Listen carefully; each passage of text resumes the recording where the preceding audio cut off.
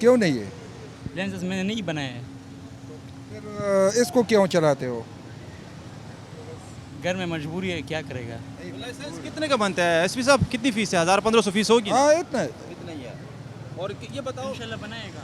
कब से रिक्शा चला रहे हो आप? मैं अभी ये 2 महीने हो गए मैं 2 महीने में कितनी मरतबा चालान हुए हो?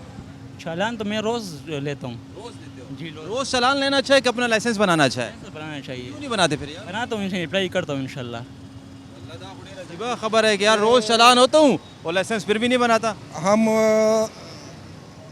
अवेयरनेस प्रोग्राम भी चलाते हैं, ठीक है। रेडियो भी एक है। CTO साहब के हुक्म पे हम मुख्तलिफ ऑर्गेनाइजेशन, मसाजिद, रोड पे हम अवेयरनेस प्रोग्राम भी चलाते हैं।